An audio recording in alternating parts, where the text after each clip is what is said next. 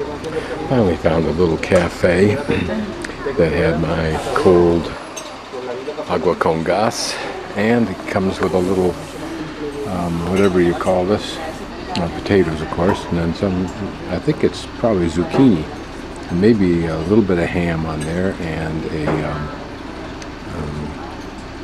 red pepper. This is how they handle these recycling containers that they leave around.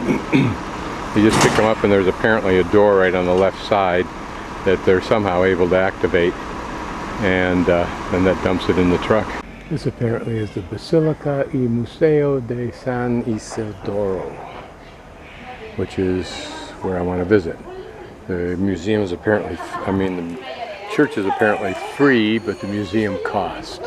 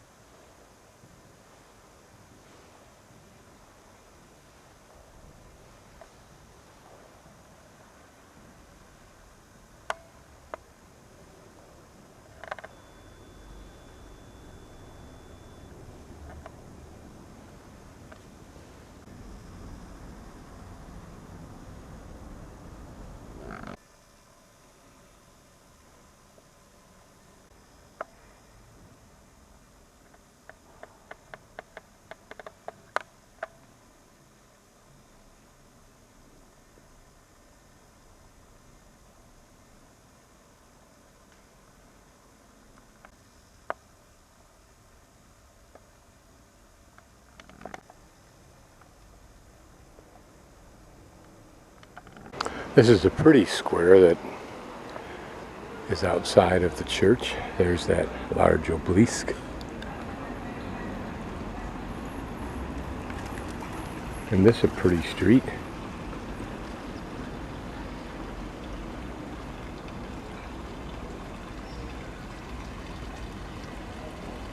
I need to find the museum now.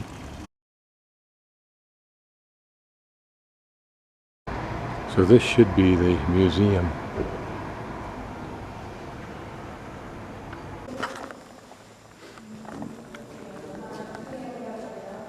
So here we have some of the early frescoes.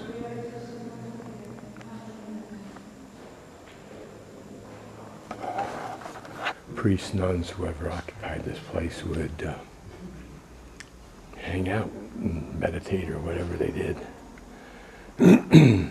I've seen intimate cloisters. I've seen cloisters like this one that are rather formal, to say the least.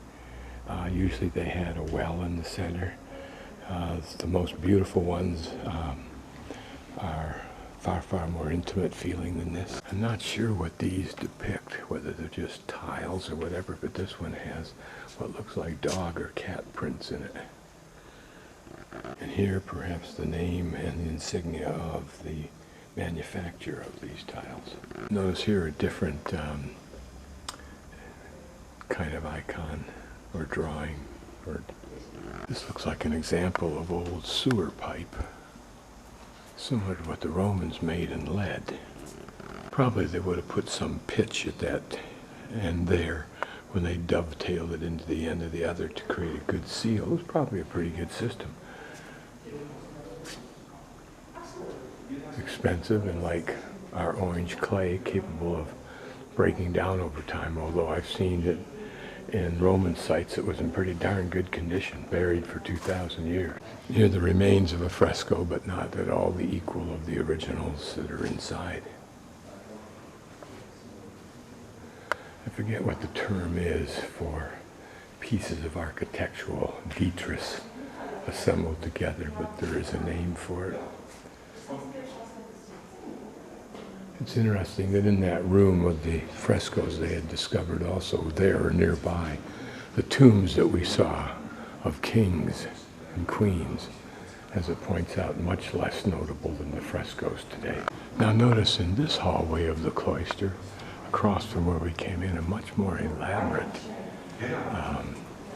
ribbing, if you will, on the ceiling. Suppose there's something reassuring before you die to know that you will be ensconced here for what you think is eternity,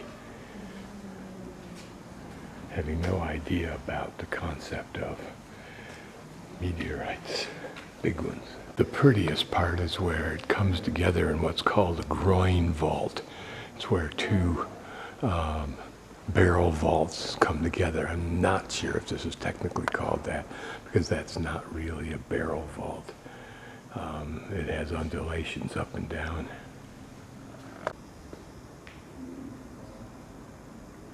I don't know what kind of soldier this depicts. It's interesting to imagine what these things looked like when they were in place on buildings that may no longer exist.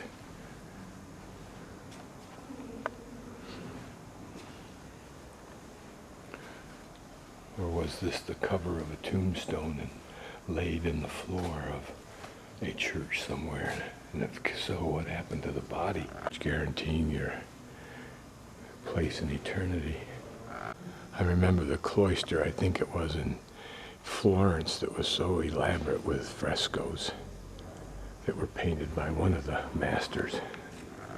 Interesting how this reminds of a fleur-de-lis. Here's some past altar in a chapel-like dome and room. And this may have just been the wealthy patron's homage to himself. This is a large 12th century vane that used to be installed on the top of a nearby tower, although this is just a replica of what's somewhere else. It's a symbol also of the city.